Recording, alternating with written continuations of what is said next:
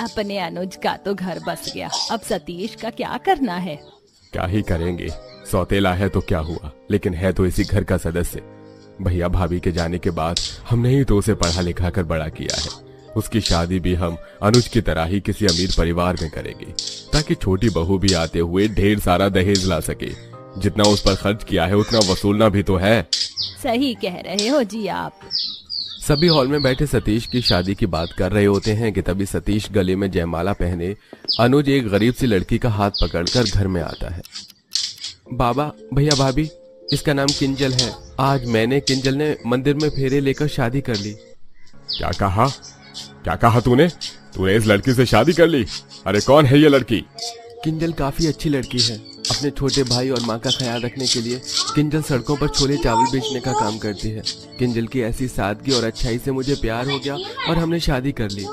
तूने अपनी औकात दिखा ही दी कि सौतेला सौतेला ही होता है। तेरे माँ बाप के मरने के बाद तुझे इतना पढ़ाया लिखाया, ये सोचकर कि एक दिन तेरी किसी अमीर घर में शादी करेंगे और तू है कि इस छोले चावल बेचने वाली को हमारे घर की बहू बना कर ले आया। तूने सोच भी कैसे लिया कि हम इस शादी को मानेंगे? चल निकल जा अपनी पत्नी को लेकर यहाँ से।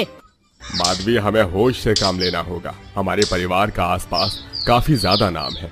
अगर किसी को पता चल गया कि सौतेले होने की वजह से हमने इसे घर से निकाल दिया तो हमारी बदनामी होगी। रहोगे तो तुम दोनों इसी घर में, लेकिन इस परिवार का हिस्सा नहीं बल्कि नौकर बनकर। और आज के बाद सतीश, तुझे हमारे बिजनेस में भी दखल अंदाजी करने की कोई जरूरत नहीं है। किंजल और सतीश को रहने के लिए घर का एक छोटा सा ऊपर वाला कोने का कमरा देते हैं, जिसके अंदर मामूली सी एक चारपाई और एक टेबल थी। मेरी वजह से माँ पिताजी ने आपके साथ कितना बुरा किया, मुझे माफ कर दीजिए। मैं नहीं जानती थी कि ऐसा कुछ होगा। इसमें तुम्हारी कोई गलती नहीं है किंजल। माँ बाप के मरने के बाद मुझे ताई जी ने पाल पोस कर बड़ा किया। मैंने इन्हें हमेशा अपना माँ बाप माना, लेकिन इन्होंने कभी भी मुझे अपना बेटा नहीं माना। बस लोगों को दिखावे के लिए मुझे पढ़ाया लिखाया। ये तो आज तक मुझे अपना सौतेला बेटा ही मानते हैं। किंजल सतीश को संभालती है और ऐसे ही कुछ दिन गुजर जाते हैं। घर की बड़ी शोभा को भी अपने ससुराल आए हुए कुछ ज्यादा दिन नहीं हुए थे। बीतते दिनों के साथ साथ अब गर्मी भी काफी ज्यादा बढ़ने लगी थी। जहां अमीर बहू शोभा के कमरे में एसी लगा हुआ था, तो वहीं गरीब बहू किंजल के कमरे में एक पंखा तक नहीं था। गर्मी कितनी ज्यादा बढ़ गई और इनको अभी तक कहीं काम भी नहीं मिला है। एक काम करती हूँ, माँ जी से ही कह देती हूँ। किंजल अपनी सास के पास पंखे के लिए कहने के लिए आ रही होती है। वहीं दूसरी तरफ, माँ जी, मेरे कमरे में जो एसी है बहुत कम कूलिंग देता है और देखिए ना कितनी ज़्यादा गर्मी हो गई है। आप मेरे लिए एक नया एसी मंगवा दीजिए ना। पता है किचन में भी गर्मी में खड़े होकर मुझे खाना नहीं बनाया जाता। अगर किचन में भी एसी लग जाता तो। बहू, कमरे में तो मैं एसी लगवा दूंगी, लेकिन किचन का थोड़ा मुश्किल है। पर कोई बात नहीं, मैं तेरे लिए किचन में भी एसी लगवा दूंगी। अब खुश? माँ जी, गर्मी काफ़ी ज़्यादा बढ़ गई है और हमारे कमरे में एक पंखा तक नहीं है। इनकी अभी कहीं नौकरी भी नहीं लगी। अगर आप हमारे कमरे में पंखा लगवा देंगी, जैसे ही इनकी तनख्वाह आएगी तो मैं आपको उसके पैसे दे दूंगी। तो क्या मुझे कोई भिखारी समझती है? और वैसे भी मैं क्यों लगवाऊं तेरे कमरे में कोई पंखा? भले ही सतीश सौतेला था, लेकिन मैंने काफी सपने देख रखे थे। लेकिन तेरी वजह से सारे सपने टूट गए। खड़ी खड़ी क्या देख रही है? जा यहाँ से। बाद में माधवी जानबूझकर एक स्टोर रूम से पुराना टूटा फूटा पंखा किंजल को दे देती है, जिसमें से बिल्कुल ना के बराबर हवा आती है। जहां गर्मी में एक तरफ अमीर बहू को कमरे के साथ साथ किचन में भी एसी मिला था, तो वहीं किंजल को पंखे की हवा भी ढंग से नहीं मिलती। अच्छा हुआ ये आते हुए ढेर सारे कच्चे आम ले आए थे। मैंने उनका आम पन्ना बना दिया। अब इसे ठंडा होने के लिए फ्रिज में रख देती हूँ। किंजल जैसे ही आम पन्ना फ्रिज में रखने के लिए जाती है कि तभी वहां शोभा आ जाती है और किंजल का हाथ पकड़ लेती है। तुम्हारी हिम्मत कैसे हुई मेरे ससुराल का फ्रिज इस्तेमाल करने की? ये फ्रिज हमारा है, इसका इस्तेमाल भी हम ही करेंगे। अच्छा हुआ माँ जी आप आ गई। देखिए आपकी गरीब बहू किस तरह हमारे घर का फ्रिज इस्तेमाल कर रही है। क्यों री, हमारे किचन में आकर हमारा फ्रिज इस्तेमाल करेगी? एक बात कान खोल कर सुन ले, ये फ्रिज सिर्फ हम लोग इस्तेमाल करेंगे। और हाँ, इस रसोई में भी आज के बाद कदम नहीं रखेगी। इसमें सिर्फ मेरी अमीर बहू ही खाना बनाएगी, ना कि तू गरीब, समझी? शोभा माधवी मिलकर किंजल को धक्के मारकर किचन से बाहर निकाल देते हैं, जिसके चलते मजबूरन किंजल को छत पर ईंट का चूल्हा बनाना पड़ता है और सुबह से शाम तक गर्मी में तपते हुए ईंट के चूल्हे पर खाना बनाना पड़ता है। शोभा बहू, आजकल तो कुछ ज्यादा ही गर्मी होने लगी है। ऐसी गर्मी में तो वाटर पार्क जाने का मन करता है। माँ जी, वाटर पार्क का पानी तो काफी गंदा होता है। क्यों वहाँ जाकर बीमार पड़ना। मैं तो कह रही हूँ कि हम बाहर से एक बड़ा सा प्लास्टिक पूल मंगवाते हैं और उसमें पानी भर देते हैं और घर में ही रोज पूल के मजे लेंगे। एक तरफ माधुरी अपने अमीर बहू शोभा के साथ घर में पूल के अंदर ठंडे पानी में मजे ले रही होती है, तो वहीं किंजल टंकी से आ रहे खौलते पानी में काम करती है। टंकी का पानी कितना ज्यादा गर्म हो रहा है। एक तरफ मेरी सास और जेठानी कितने मजे से इस गर्मी को एंजॉय कर रहे हैं और एक तरफ मैं हूँ। माँ जी ने तो हर चीज में बंटवारा करना शुरू कर दिया है। जहाँ अमीर बहू के लिए इतना अच्छा, वहीं गरीब बहू के लिए कुछ नहीं। माधवी दोनों बहुओं के लिए गर्मी में पहनने के लिए कुछ साड़ियाँ लेकर आती है। जहाँ अमीर बहू के लिए माधवी प्योर कॉटन की हल्की साड़ियाँ लेकर आती है, तो वहीं जानबूझकर गरीब बहू के लिए चुभने वाली साड़ी, जिसे पहनकर ये तो काफी ज्यादा चुभ रही है। अब इसे कैसे पहनूंगी, बहुत चुभन हो रही है इसके अंदर। साड़ी को बदलकर नॉर्मल साड़ी पहन लेती है। किंजल के कमरे में बड़े बड़े शीशे की खिड़कियां थीं, जिसके बंद करने के बावजूद भी कमरे में सीधी धूप आती थी। वहीं छत के नीचे कमरा होने की वजह से छत हमेशा तपती थी। माँ जी ने फ्रिज तक नहीं छोड़ा, उसमें भी बंटवारा कर दिया। वो तो अच्छा हुआ कि ये आते हुए मिट्टी के कुछ बर्तन और मटके ले आए थे, वरना हम जो भी खाना बनाते वो तो खराब हो जाता। गर्मी से किंजल की हालत खराब हो रही थी और आज किंजल घर के किसी भी काम को नहीं करती और अपने कमरे में आराम करती है। किंजल का पति उसकी देखभाल कर रहा होता है कि तभी शोभा और माधवी वहां आते हैं और किंजल को यूं आराम करता देख, घर का एक भी काम नहीं हुआ है और ये महारानी है कि यहाँ आराम कर रही हैं। माँ जी, गर्मी से मेरी हालत काफी ज्यादा खराब हो गई, बहुत बेचैनी भी हो रही है। सब जानती हूँ मैं, तुझे काम ना करना पड़े इसलिए तू ये सब कर रही है। शोभा और माधवी किंजल को काफी कुछ सुनाने लगते हैं और आज ये सब सतीश बिल्कुल भी बर्दाश्त नहीं कर पाता। अरे बस करिए आप दोनों, जितना बोलना था बोल लिया आप लोगों ने और बहुत सुन लिया हमने, लेकिन एक शब्द और नहीं। क्या समझते हैं आप लोग अपने आप को? माँ, आपने मुझे भले ही पढ़ाया लिखाया, लेकिन इसके पीछे भी सिर्फ आपका ही लालच छुपा हुआ था, ताकि मैं पढ़ लिखकर कंपनी में काम करूं और आपको पैसे ला कर दूं। अच्छा पढ़ा लिखा होगा तो रिश्ता भी उतना ही अच्छा मिलेगा और लड़की उतना ही अच्छा दहेज लेकर आएगी। अगर ऐसा ना होता तो आप लोग तो मुझे कब का अनाथ आश्रम में छोड़ देते। अगर मेरी पत्नी और मुझे इस घर में रहकर जिल्लत ही झेलनी है तो इससे अच्छा तो हम किसी झोपड़ी में रह लेंगे, कम से कम जिल्लत तो नहीं सहनी होगी। ये आप क्या कह रहे हैं? चुप हो जाइए। किंजल, बहुत हुआ, जब इस घर में रहकर भी खाने के लिए तरसना है, गर्मी से परेशान होना ही है।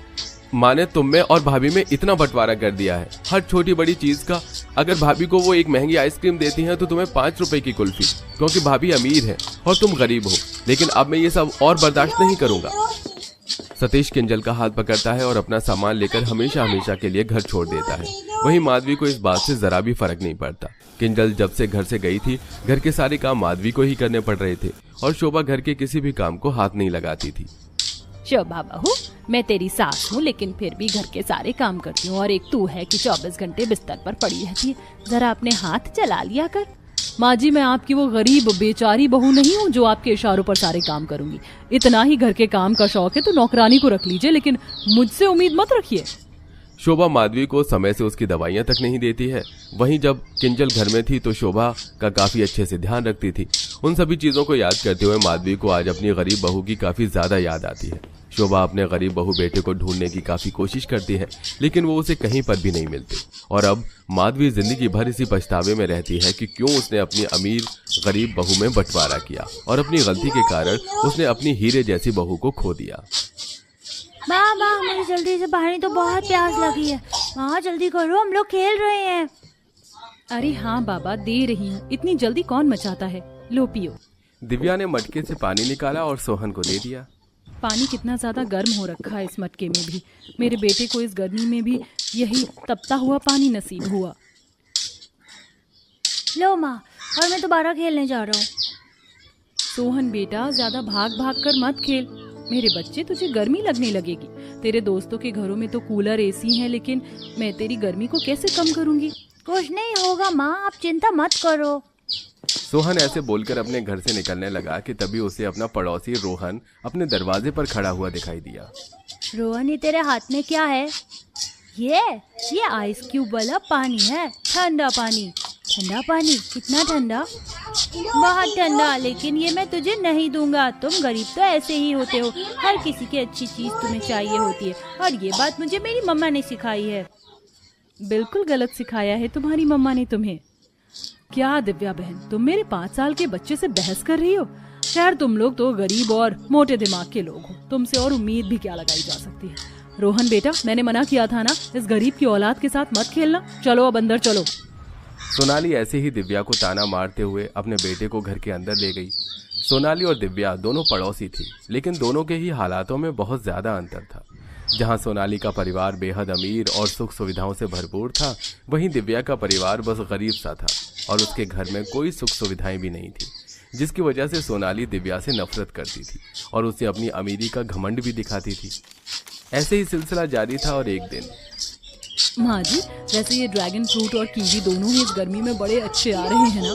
बहु अच्छे तो होंगे ही, आखिर मेरा बेटा इनका एक एक डिब्बा ही हजार रुपए का जो लाया है। वैसे बहू, ऐसा नहीं लग रहा है जैसे अभी भी कमरे में घुट रहा हो, थोड़ी सी एसी की पावर और बढ़ा दे। सही बोल रही हो माँ जी। सोनाली जैसे ही एसी की पावर बढ़ाने को खड़ी हुई, वो चौंक गई और बोली, तुम क्यों आई हो यहाँ? सोनाली जी, वो मुझे आपसे ज्यादा कुछ नहीं चाहिए, मैं तो बस यहाँ एक गिलास ठंडा पानी लेने को आई थी। ओह अच्छा, बस एक गिलास ठंडा पानी? अरे बहू, कौन आया है?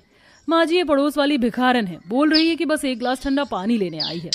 ऐसे क्यों बोल रही है बहू? पानी को मना नहीं करते, दे दे। अरे ऐसे कैसे दे दूं माँ जी? आज एक गिलास ठंडा पानी लेने आई है, कल को पूरी बोतल मांग लेगी, फिर परसों कुछ और।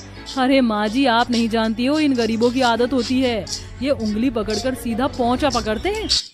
जाओ, मैं नहीं देती तुम्हें कोई पानी वानी। मेरी माँ जी का ठंडा पानी पीने का दिल कर रहा है, इसीलिए मैं तो बस एक गिलास ठंडा पानी लेने आई थी। हाँ, मेरे घर का बड़ा फ्रिज देखकर तो तुम्हारा ठंडा पानी पीने का दिल करेगा ही। अभी पानी का दिल किया है, कल को एसी की ठंडक में बैठने का भी दिल होगा। क्यों? सही बोल रही हूँ ना मैं?